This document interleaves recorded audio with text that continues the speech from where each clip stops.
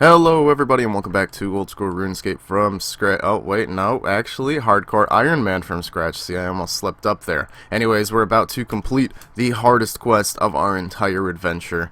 And there it is. Sheep Shearer quest completed. That should get us 3 crafting. Yep, level 3 crafting. We can now craft polished buttons. That's what we were going for, polished buttons being the most useful item in the game. So let's go get 500 of those and then we should reach 99 in all stats. So remember the last episode where I struggled really hard to find out where to start Rune Mysteries? It's here in Lumbridge. How could I forget that?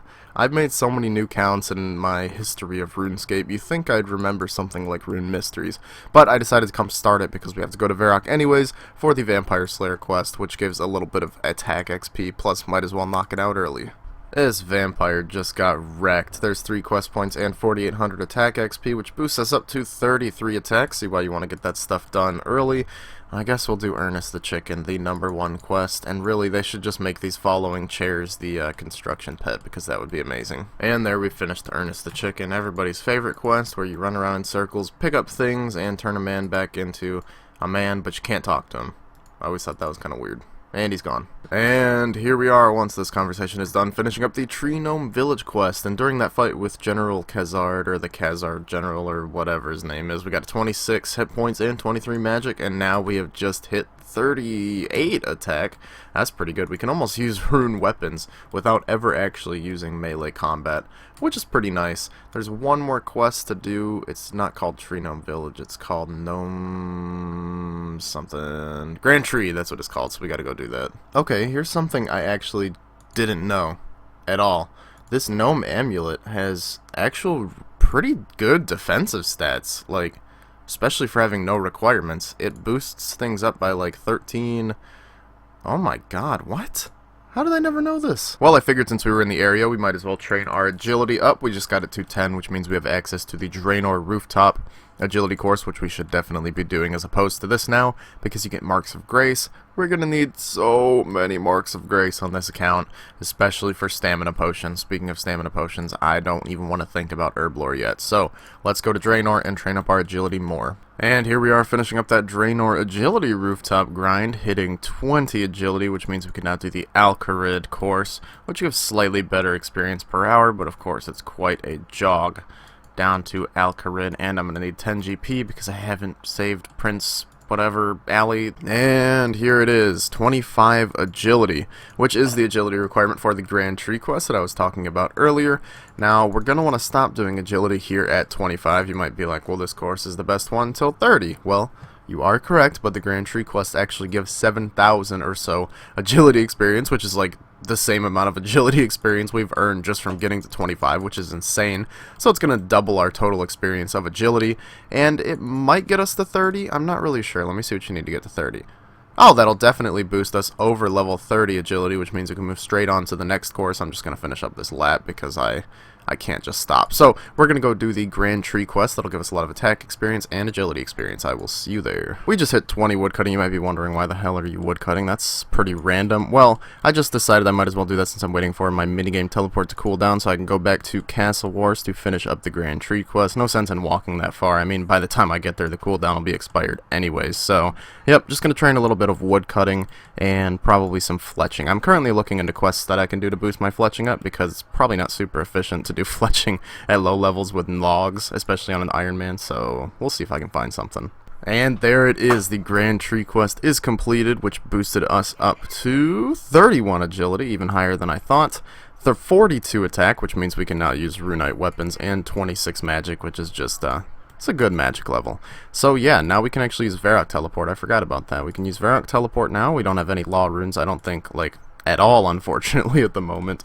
But once we get those, we can Varrock Teleport. So what's up next? I'm really not sure. So I came here to kill some fire giants. I figured now since we can use rune weapons, we might as well come get a rune scimitar, right? That makes sense. But I didn't even think about the fact that we're just not gonna be able to kill many. I forgot that we don't have many air runes, and we also have like no money. So I think the plan after this is to return to Ardoyne, and we're gonna steal silk from the stalls for a while.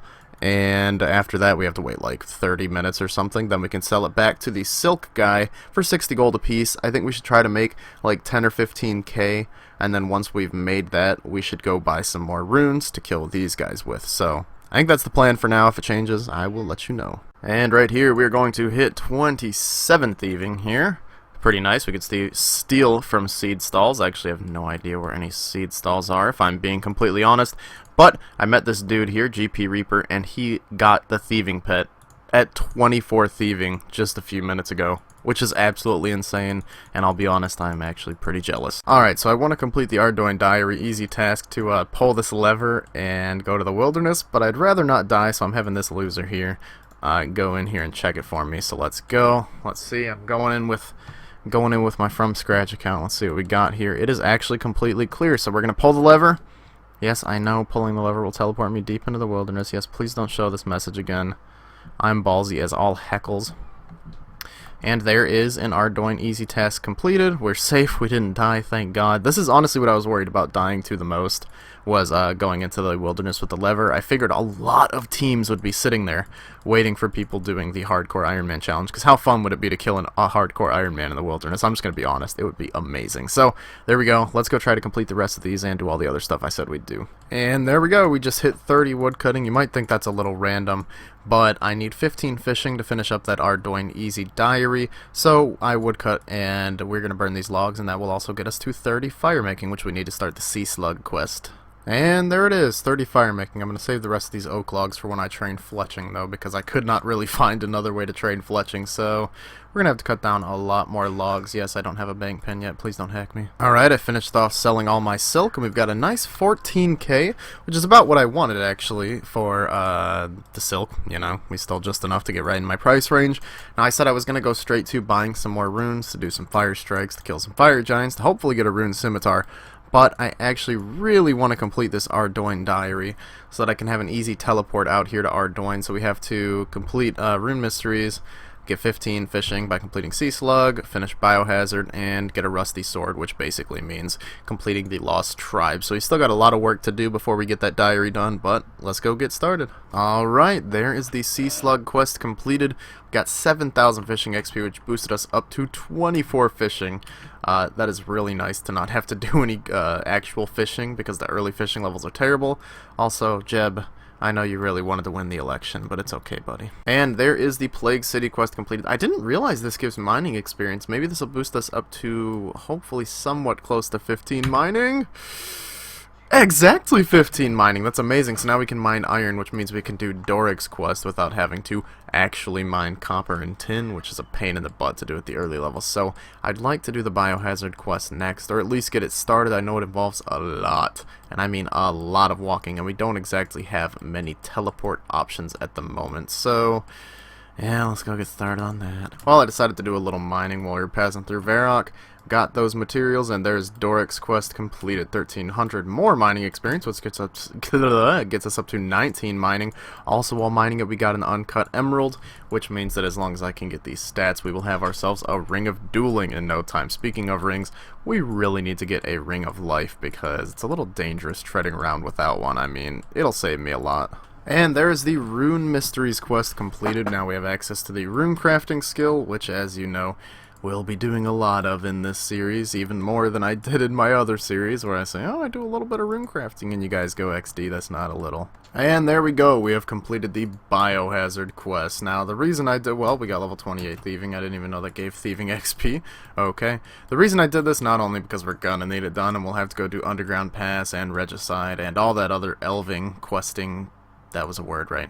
But because we need to enter the combat training camp up here for an easy task. Now we just have a few easy tasks left, and we can actually do all of them, so let's go do them. Wizard Crumpty here is going to teleport us for one of our easy tasks. Thank you, good sir. Now, we don't really have much to party about just yet, but once we're done thrusting our legs into the air awkwardly like this, that great dance outfit I have on, by the way, just so you guys know, this is going to be the hottest look in the United States in probably the next week or so. So make sure you pick yourselves that up. Now, we completed the Monk's Friend quest, not for the woodcutting experience, who cares about that, but for the 8 law runes, actually, 31 woodcutting. We really don't have a way to get law runes at the moment, and we can use the Varrock teleport not much, but it's one teleport we can use at least, and like I said, we're going to go kill a ton of fire giants here very soon, so it's going to be nice to at least be able to teleport somewhere. And when we're done killing these fire giants, since let's be honest, I'm not going to get that rune scimitar very fast, we're going to have some of these other teleport spells unlocked, so that'll be very nice. Alright, we're here at the Tyndall Merchant.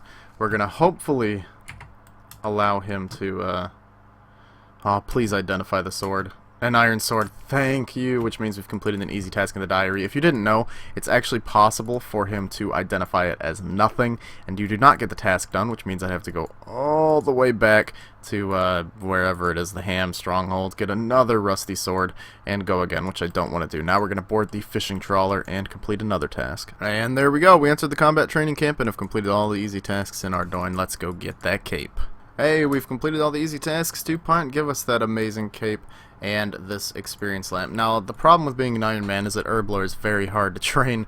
Unfortunately, this lamp will only allow us to put experience into a skill we have above 30, which means that I can only put it into attack, strength, fire making that. So we're just going to put it into strength. No sense in holding that lamp forever. So there's 31 strength, almost 32. Now that we have the Ardoin Cloak 1, we can pretty much teleport to the monastery as much as we want, which is close to Ardoin, of course, which will be good until we get the actual Ardoin teleport. Ardoin. It's so hard to say that word over and over again. I dare you to try. Alright, so now we're killing fire giants here.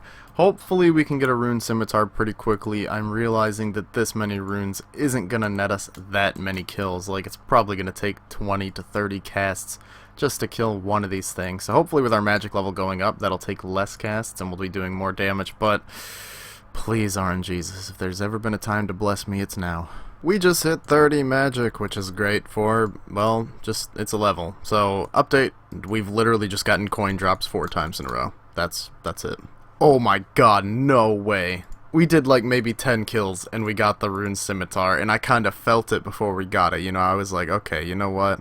I got a good feeling about this drop. And it was the rune scimitar. Oh man, that is insane. Is this the Iron Man luck that everybody talks about?